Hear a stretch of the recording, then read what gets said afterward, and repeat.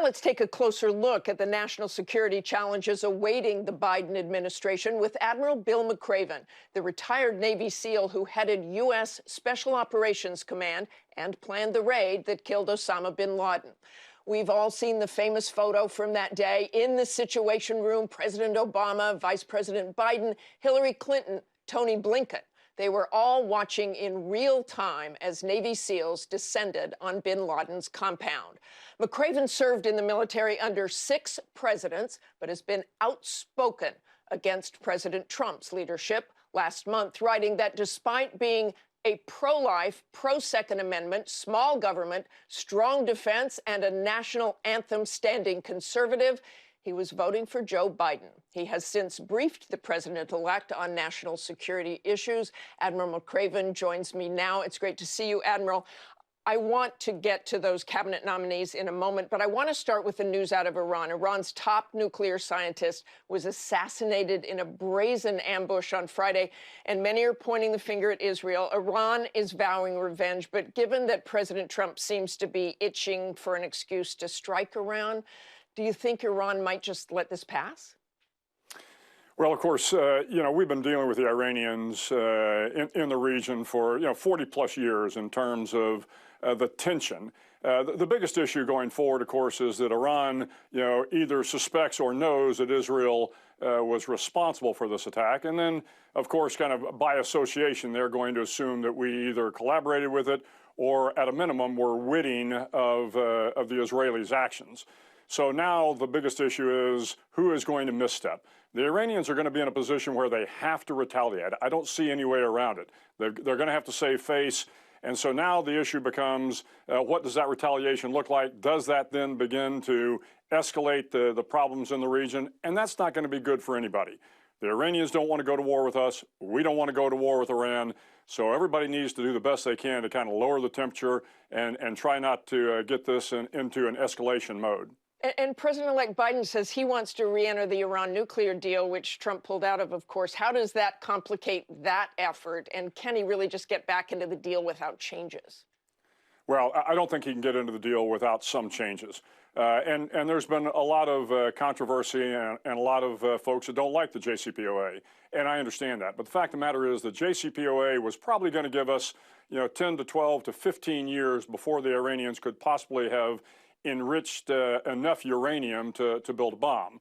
Now, of course, by attacking their nuclear scientists, by really escalating this effort, the Iranians, I think, are going to be more compelled to try to get a bomb quicker. This is going to complicate President Biden's efforts, diplomatic efforts.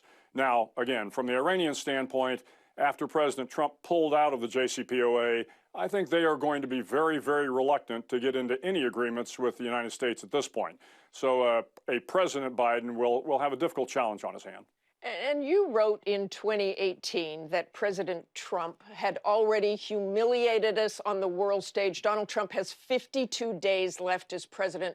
What are you most concerned that he might do when it comes to national security? What's your nightmare scenario here? Well, I don't know that there's a nightmare scenario. I'm concerned about a number of things. Obviously, he has taken out all the leadership in the Department of Defense. From the Secretary of Defense, the top 4 members of the Department of Defense have been fired. He's put in a new team.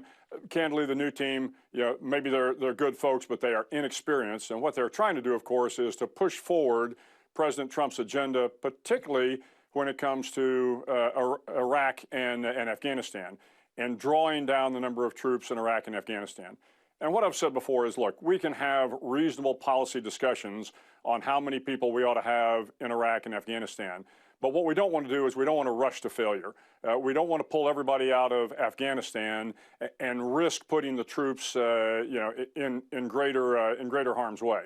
So we've got to be thoughtful. We've got to be methodical about how we draw down the number of troops in Afghanistan. But what it appears is that this new administration in the Department of Defense is really rushing to get a lot of Trump's agenda resolved before a President Biden comes in. And we have also seen President Trump refuse to concede and falsely claiming every day that he won the election, talking about conspiracies. What impact do you think that has internationally? How do you think the rest of the world views what is happening? Well, the rest of the world, of course, is just looking for a Biden administration to come in. The concerns the international community has had for quite some time is that President Trump is not a coalition builder. He doesn't believe in alliances. And frankly, if we are going to move forward, if this new national security team is going to move forward, they are going to need strong alliances. They are going to need a strong NATO. They are going to need strong partnerships with the ASEAN nations, with the African Union.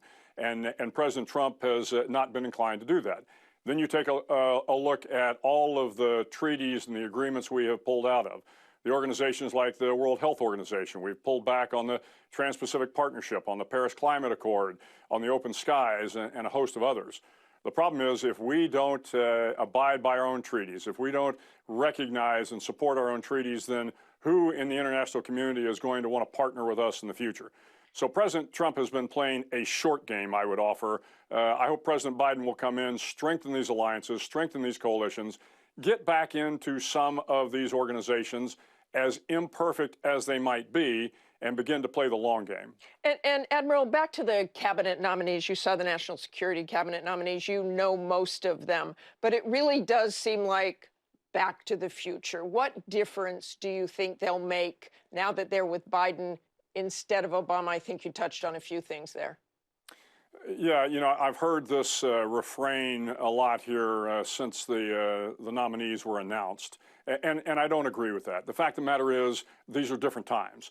I mean, the challenges out there may be the same in terms of a rising China, an aggressive Russia, the potential for North Korea to have nuclear-tipped ICBMs. We've got a pandemic out there. We've got climate change. But this new group of national security professionals coming in are incredibly experienced, incredibly talented, and they know each other. And that's an important factor when it comes to working together. But they are going to approach these issues differently than certainly the Trump administration did, and I would offer to some degree differently than the Obama administration did.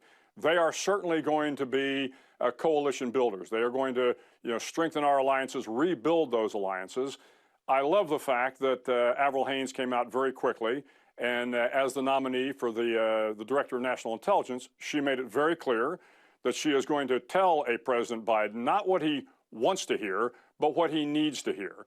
And of course, we also know that each one of these nominees has come in and said, look, we are not going to politicize our organizations, our agencies. And that's going to be incredibly important for President Biden, for the nation. It will be a very interesting time, and we want to thank you, Admiral McRaven, for joining us today. My pleasure. Hi, everyone. George Stephanopoulos here. Thanks for checking out the ABC News YouTube channel. If you'd like to get more videos, show highlights, and watch live event coverage, click on the right over here to subscribe to our channel. And don't forget to download the ABC News app for breaking news alerts. Thanks for watching.